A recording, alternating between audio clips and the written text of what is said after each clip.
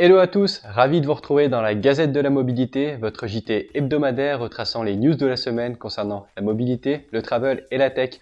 Au sommaire du jour, la nouvelle solution Ma Course de la SNCF, Plus lève 200 millions de dollars afin de promouvoir son système de conduite autonome pour les camions.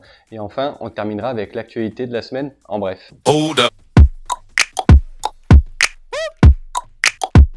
On commence avec l'expérimentation d'un tout nouveau service de mobilité lancé par la SNCF dans le sud de la Sarthe. Le service de voiture partagée avec chauffeur, Ma Course SNCF, se veut être une alternative de mobilité au taxi ainsi qu'au covoiturage. Laurent Essenman, directeur des mobilités territoriales au sein du programme Tech for Mobility de la SNCF, spécifie que cette alternative, je cite, est une solution adaptée aux territoires peu denses et ruraux. Mais en quoi consiste ce service ? C'est un service de transport via un utilitaire 5 à 9 places avec un chauffeur, transportant les habitants en respectant bien entendu toutes les restrictions liées au Covid-19 depuis ou en direction des gares, mais pas seulement. En effet, Ma Course SNCF a aussi pour objectif de transporter les habitants vers tous les points d'activité et de loisirs du territoire, comme les marchés, les commerces, les lieux culturels ou encore les lieux de loisirs. Pour tester ce tout nouveau service dans les 5 communes concernées, 3 solutions via l'application Ma Course SNCF disponible dans App Store ou Google Play, par téléphone ou directement sur leur site web macourse.sncf.fr.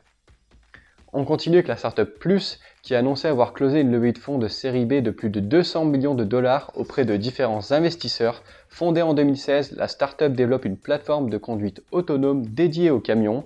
Elle s'était notamment fait connaître en réalisant la première traversée commerciale des États-Unis avec un camion autonome de niveau 4, SAE, c'est-à-dire le niveau d'autonomie. Donc pour le niveau 4, le camion était entièrement autonome avec la présence d'un être humain à bord. Avec ce boost financier, Plus souhaite accélérer la commercialisation ainsi que le déploiement de son système de camions autonome. Elle a également pour ambition de commencer la production de masse de ce système dès cette année en partenariat avec le fabricant de camions FAW.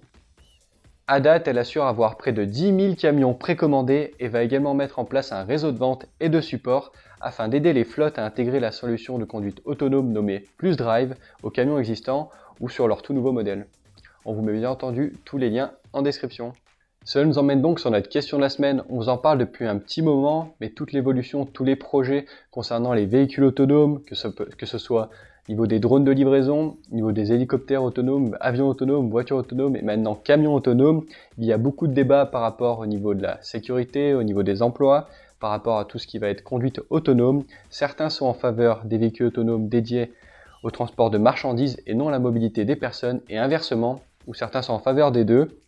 Et vous, de votre côté, quel service préfériez-vous voir commercialiser ? Les véhicules autonomes dédiés au transport de marchandises ou ceux dédiés à la mobilité des personnes ? Ou bien les deux ?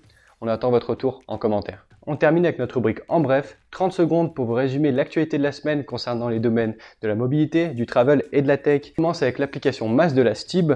Aujourd'hui en phase de test et normalement disponible dès 2022 à Bruxelles. Cette app permet d'emprunter tout un panel de services de mobilité comme le métro, le taxi, les vélos partagés ou encore les trottinettes. Volkswagen et Microsoft ont annoncé un rapprochement afin d'accélérer le développement de la conduite autonome. Hyundai lance sa marque internationale de services de mobilité Mocean Subscription en Europe.